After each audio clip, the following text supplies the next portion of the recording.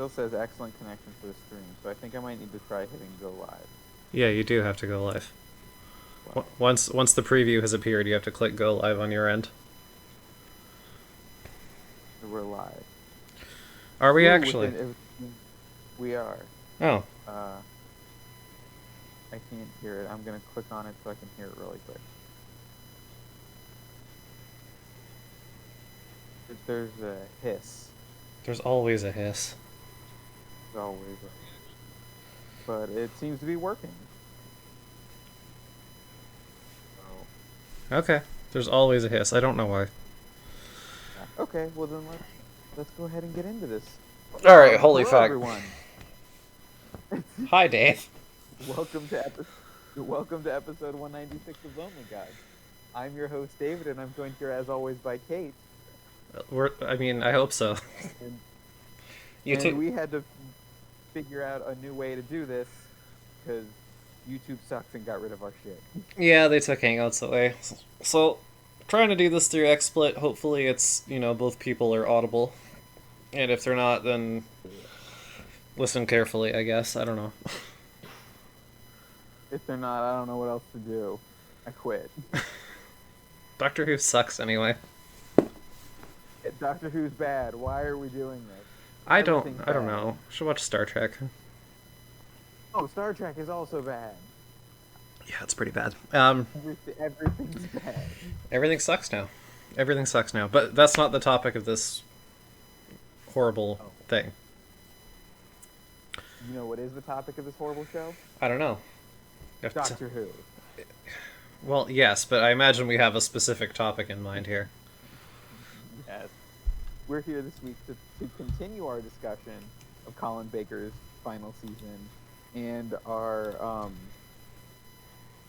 this is our first and only season-long arc in Doctor Who. No. I know. No, because I mean, was I know you don't. Time the whole season. Yeah. Okay, well then I guess it's our second one. Yeah, I know. I know you don't like to count the Master arc from John Pertwee's season 8, but putting him in every single you can. Did not make it Yeah, it's a loose arc. He arrives on Earth in the premiere. He's arrested by UNIT in the finale. Everything. There's a whole arc where he's, they're battling each other over TARDIS parts. It's not very involved, but it's a loose arc. I don't want to get into that again. Nobody cares. It's also like calling the fucking Nissa arc, the audio arc, an actual arc when a third of the audio actually had anything to do with the overarching plot. It's still an arc. It's not a very good one, but it's an arc. By Yeah. By that argument, every show is an arc because it's the same characters. Oh, shush. Always such a pain in my ass. Fucking Dave, I've had enough of your shit. Had enough of your shit. Let's see. So, do we have any Doctor Who news before we get into fuck the me. actual story? Okay, I mean, I don't pay attention to the new series anymore because everything I hear about it is awful. But as far as Big Finish, not really. There's gonna be a Donna. There's gonna be a Donna box set. I don't know why. I don't really know why. I mean, they're doing all kinds of shit. They also going on. No, they also announced that Tom Baker's going to be coming back for another the fourth Doctor Adventures are renewed for another 5 million seasons. So. Well, hopefully they Whoop-de fuck. And I saw an ad for it, and I went and because we've got that cross marketing on point. I went and saw Crawl today, the Florida horror movie. Is that the one with the alligators? The one with the alligators in the Category 5 hurricane, and before it, they're like, hey, guess what, fucker? We're replaying The End of Time because it's been 10 years since David Tennant left in theaters come out. And I'm like, this doesn't seem appropriate for this movie. I mean, it's probably not. I mean, but okay, I'll do you one better. I went to see Tuesday last week. I went to see Once Upon a Time in Hollywood, which for anybody who I guess lives under a rock is a Quentin Tarantino movie. And when I got there, one of the previews that they played was for the Tom Hanks Mr. Rogers film. Yeah, that's super inappropriate. I'm like, I don't know about this case. Maybe they knew that the audience was a bunch of millennials that would remember Mr. Rogers. I don't know. Also, well, I mean, a lot of millennials are too young for Mr. Rogers. Are they though? No way. Yeah, Mr. Rogers. It was on forever. I mean, he was on forever, but like Mr. Rogers was around when I was a kid, and I'm in like the middle-ish, I think, of the millennial thing. Well, And like he was. I thought the cutoff for millennials was like 95. 96, Yeah, you have to. 96, Yeah, you have to remember 9/11. Basically, if you want to be a real millennial. After that, you're a Tide Pod eating retard Gen Z. So, Hey, what? I keep finding. I have a screenshot of it. I don't know if it was real or not, but it was a Twitter post from Tide that just says, "Please stop." And I keep stumbling upon it, and it makes me laugh. Well, you know, all these fucking Zoomer kids are gonna get fucked up on Tide Pods and invade Area 51. Even though everybody, They Naruto run bullets through them. even though like anybody who knows anything about fucking conspiracies knows that Area 51 doesn't have shit. It's all in like the underwater base that you can't get to. Anyway. So off topic. Well, you know. Yeah. Are you excited for 50 million more Doctor Who seasons of Tom Baker? I mean, technically we're not doing any audios right now, so I don't really care. I mean, no, even if we were, I don't give a shit. Because half of them are bad, like 1% are great, and then the rest are just fine. Well, that's the thing. They're mediocre, like fucking soylent mushy pulp that gets churned out of Big Finish. And I don't know why. I don't know why it's Tom Baker though, because like their other doctors don't have that much of a blandness factor. I don't think. Like they try anyway. I don't know. Whatever. I want to be happier, but the audios have to convince me. Like the audios have to convince me that any of this is good. Oh man.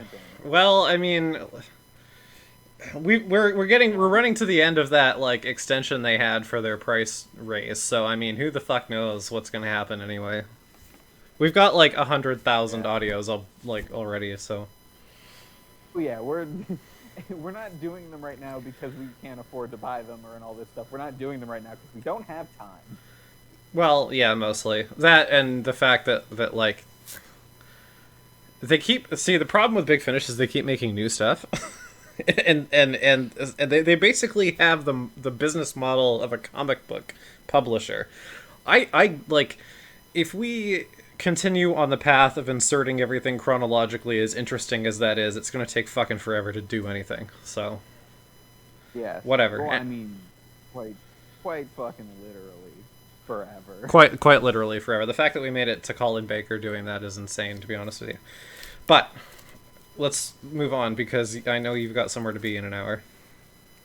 I have to go to the airport and pick up my fiance. Is she gay? No, but the dog is there. Aww. And everybody loves the dog. Yeah. I do love the dog. I'm getting rid of my husband in a couple weeks. Actually, he's going out to the coast to visit his brother, so I get to jump on the bed and eat pizza. Him with the dog. I would love to replace him with a dog, but you know, no pets in the building, so there is no dog to be had. But that means I can. I was gonna say that I was gonna be like, Dave, yo. I can watch like 100 episodes of Doctor Who in 2 weeks, and then I thought about it and I'm like, you know what? No, I don't want to watch. I mean, I can't. I don't want to watch Doctor Who. Still, that happens before September 15th, right? Yeah, I don't even know what that means, and I don't care. Moving on. Moving on. So let's just jump right into our stories for this week because. It's not terrible, but it's not great. I like it, but I barely remember the specifics, even though I watched it like 15 minutes ago. So parts of it are like not like they're the okay. So this is the second half or the second fourth of Trial of a Time Lord. It's 4 loosely constructed storylines, I guess, in this one greater storyline. It's called Mindwarp. And unlike the first chunk of Trial of a Time Lord. We talked about it last time. We both thought it did a good job of setting up this overall arc in a very interesting way and telling a story within that. Dare I ask how long it's been since our last one? Like 2 months? 4 weeks? Oh, okay. Not that bad then. It's been 2 months? Has it? I don't know. I'm asking you, fuckface. You're here for... Okay, I'll look. But, back to my point, this one definitely feels like it is just part of the greater story. It is not a short story with narrative bridge parts. Yeah, I mean, Mysterious Planet could have been a standalone, like if you deleted the wraparounds, but this one is very much part of the overall narrative, both in the wraparound parts, because we're now, midway through the trial, but also like within the vignette, because there's a lot of references back to Mysterious Planet. Within that, there's also, this is what the Doctor was doing immediately before being summoned to the trial. So, yeah, also it's something very. There's a big cliffhangery ending. Well, to both the story within, to both Mindwarp and the Trial of a Time Lord part. Yeah, I suppose so. We still have the mysterious like Time Lord secrets in the box. We still have the censored Matrix record. We have, we still have we still have plot hooks from Mysterious Planet. Like, well, they killed everybody because it was the only way. They had to do it. Did they kill everyone? I mean, kinda, yeah. I don't think. This look, so Nicola Bryant thought that being on Doctor Who was stifling the rest of her acting career, which was a shame because she should have realized that she's on Doctor Who and therefore does not have another acting career. But you know how young actors are. They got the delusions of grandeur. So she wanted to be written out, and this was how they did it. And well, I mean, yeah. It really is the end of Perry. Like, fuck. Yeah, I mean, Sure. They kind of they I mean, I don't want to spoil it in case like the one person who listens to this is fucking listening along, but they do soft pedal it a little bit, but I mean, this is for all intents and purposes Perry's last story. So until the 50 million audios, but jumping ahead, this story ends with the Time Lord killing with Perry getting Syl's boss brain transplanted into hers, and the Time Lord's killing everyone. Well, I mean, not necessarily everyone. I mean, Brian Blessed might have survived. Through sheer force of ham, he might have done it. But who's that guy? He's the warrior king Urkanos who screams at everyone. He's my favorite. I love him. I figured he would be. So great. But the actor is Brian Blessed, and he's very infamous for being a ham. He's very hammy. So the Doctor and Perry land on are investigating the weapons that were given to the two fucking yahoos from last week. The two fucking yahoos. Yeah, those guys. I don't remember it's been a month, okay? I'm terrible with names. It is a month? It is a month. Okay, I figured. Thought it was something like a month or two. Anyway, yeah, there was the fucking mercenary guys with secrets and shit. Yeah. Those guys, the yahoos. Out of the episode. So the Doctor is like, okay, the weapons come from this planet. We're going to go investigate this planet. And it turns out it's Syl's homeworld. Syl, yeah, Syl's our midget slug boy from Vengeance on Varos. What did you think? What do you think of bringing him back? No, I actually like that they brought him back because he's such a piece of shit. It's like, well, that's one way to put it. Okay. It's interesting when Doctor Who does the recurring villains when it's the villains that aren't like scary. Like Syl and his people have a lot of money and power and control and stuff, but they're not like physically. They're not Cybermen. They're not Daleks. They're not these like unstoppable killing machines. No, they're Ferengi, or at least they're what the Ferengi were supposed to be before Star Trek realized that was ridiculous.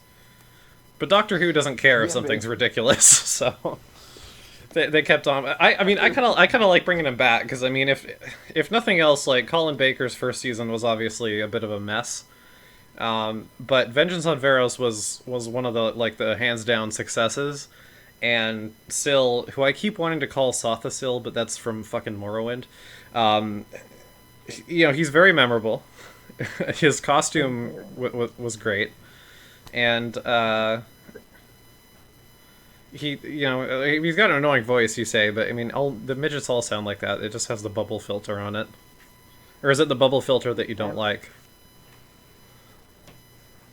Probably the bubble. It's both the bubble filter. I mean, it's not that I dislike it; it's that I find it grating, which I think it is supposed to be. Like that's the point. So like, good job on successfully doing that. And also his cadence, very annoying. You don't like him like tongue fucking the scenery every time he laughs? Oh my god, so much disgusting tongue stuff. Oh, Perry's so ugly.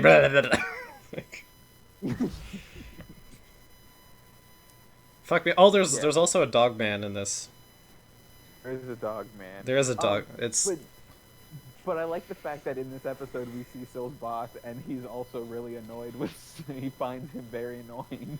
Yeah, and there's also some other like random slug man who doesn't really talk much, and I don't even remember the other slug man. There was a third one that like the Doctor talked to because he like near the end because he wanted to get King Ham out of the clink, and he was just like, please stop yelling. Like my ears can't take this. Just stop yelling. I'll let you go. I don't care. Stop yelling. Yeah. So I mean, to make a 4-part story short, basically what happens is that Syl, fucking Sotha Syl, oh my god, Syl's boss wants to fucking get out of his own body because his fucking brain is expanding too much because he's played too much chess, I guess.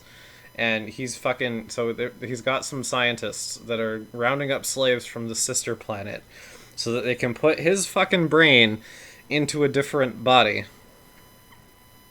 And the Doctor turns up and he pretends to go along with this to try and like bring the whole scheme down, but you know, he plays it well enough and for long enough that not only does he convince Syl, he also convinces King Ham and Perry that he's an asshole. Which, I mean, granted, it's Colin Baker, so it doesn't take much convincing.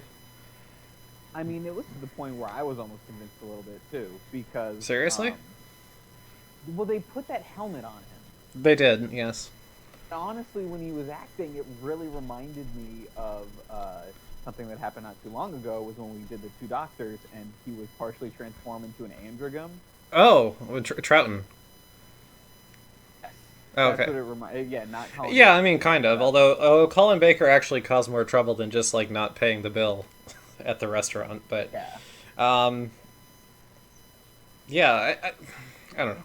I think they did like because they kind of played with this to me, at least with Colin Baker specifically. Like, if you go all the way back to Twin Dilemma, like they really tried to play him as an asshole in that story, and they succeeded wonderfully. But he was an unlikable asshole. This I felt like they kind of handled the same idea better, because he still had some kind of quality to his personality where you were doubting and you didn't really know, and you know, you also had the benefit of like present Colin Baker watching the DVD with us, going, "Hey, what the fuck? I don't remember that." Yeah. So, you know, there was some deniability there. It wasn't just like this you know, new Doctor that we've just met as just being an irredeemable fuck the entire time.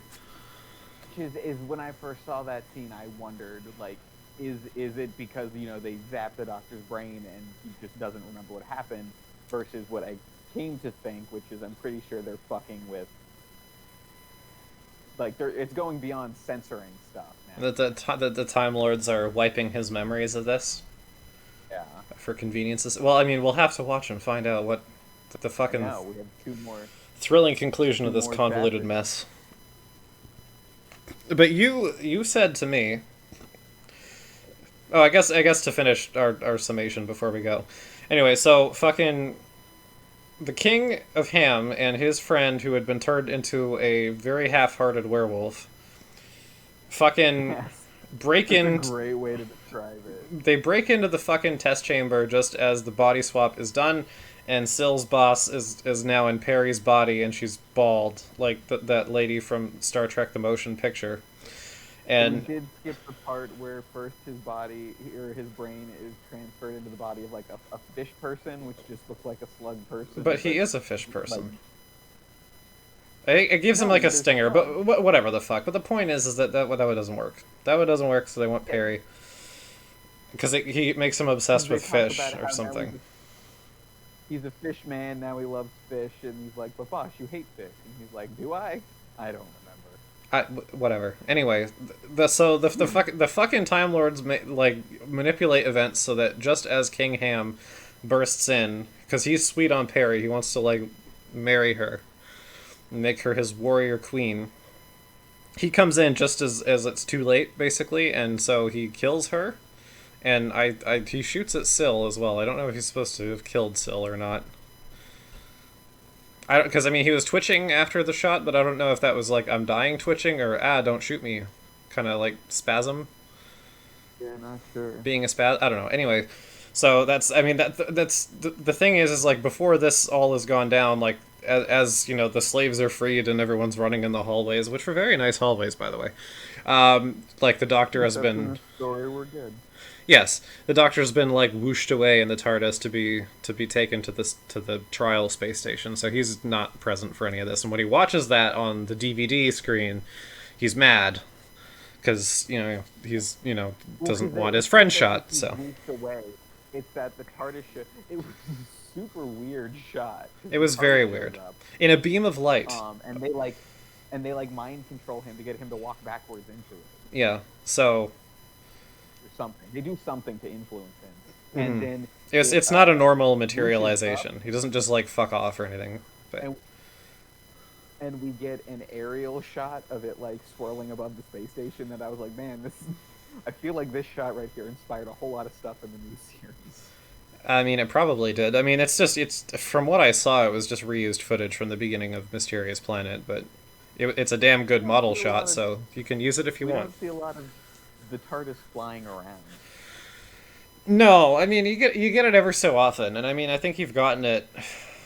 I mean seeing the TARDIS from the exterior in flight dates back to like Patrick Troughton at least. I don't know if they ever did it with Hartnell, but Troughton for sure.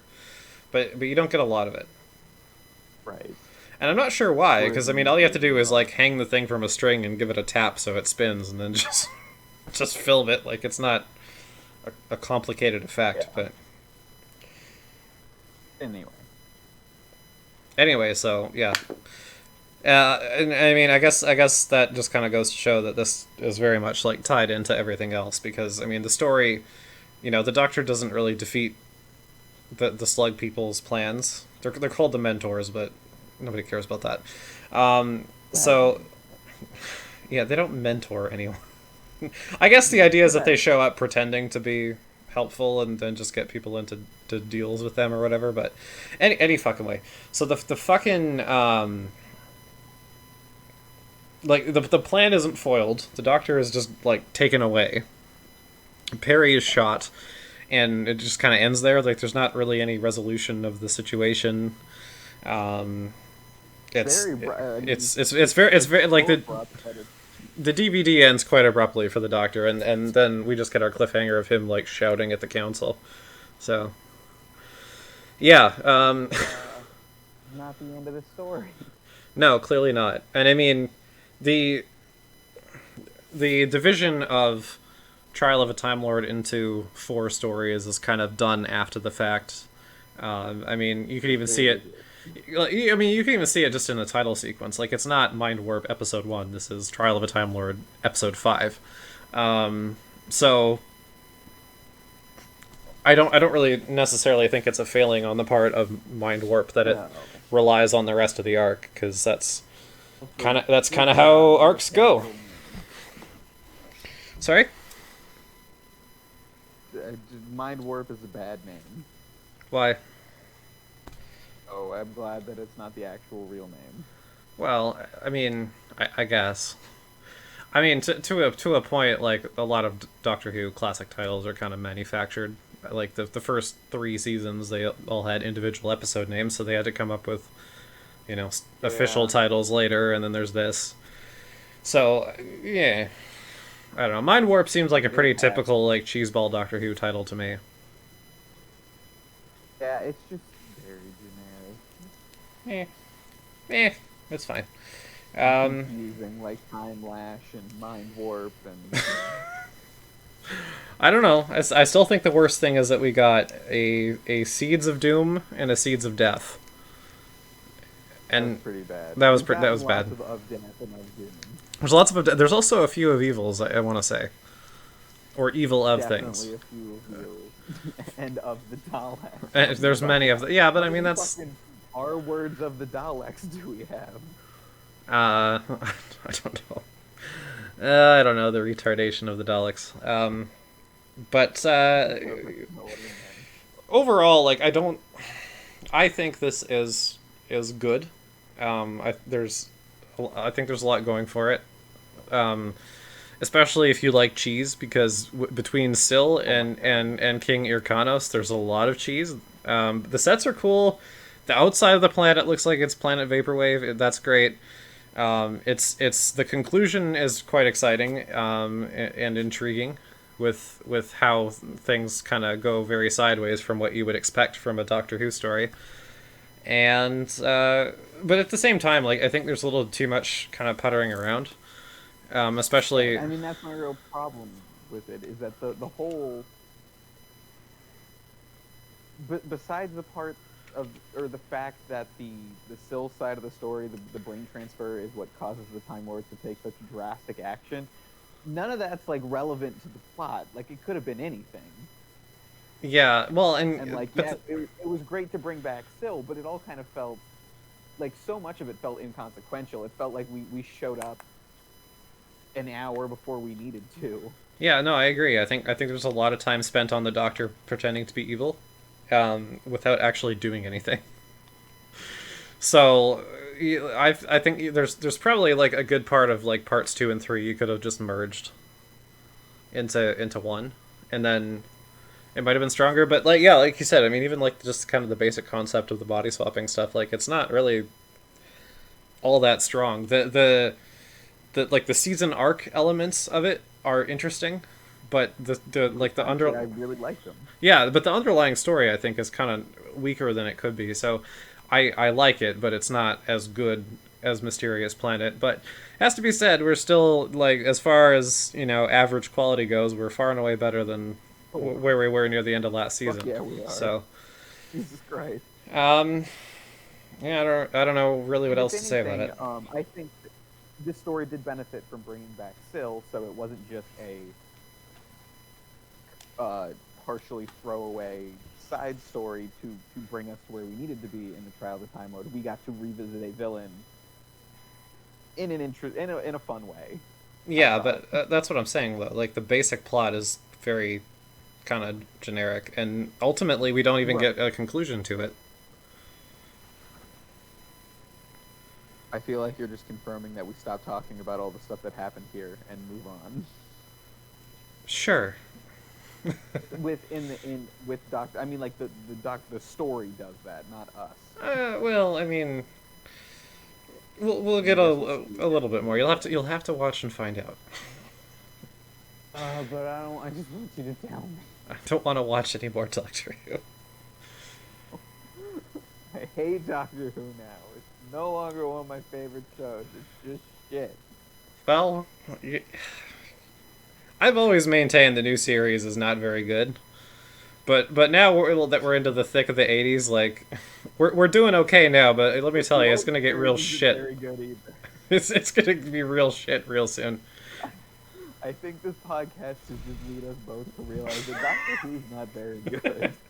No, like there's a lot to like on both sides of the Doctor Who fucking territory empire, whatever. I think so, yeah. It's just, unfortunately, the longer these things go on, the longer you get more and more strings of garbage. It's not it's not the length of the show, it's the length of the staff that's the problem. Because now we've had John Nathan Turner since fucking, I think I want to say Tom Baker's last season. We've had the same people in charge over the course of like 3-4 Doctors. And that's why I think the new series got bogged down as well, is that Stephen Moffat just stayed for way too long. It's a show that has longevity built into it with its very concept, but you have to keep rotating new blood in, otherwise it's going to get stale and stupid. Oh, they haven't done that yet. No, they haven't, and they won't. We're stuck with JNT for the rest of the classic series. I mean, like, and the reason it picks up with Sylvester McCoy is because they got a better bunch of writers, but I mean, the person at the top was still the same.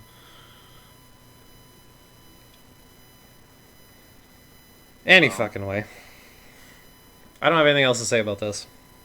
I don't have anything else to say about this either, other than I like it. I'm enjoying this season. Yeah, like this season. Oh my god, it's clearly such a massive step up from the last season, but it's really fun. Like it's well done.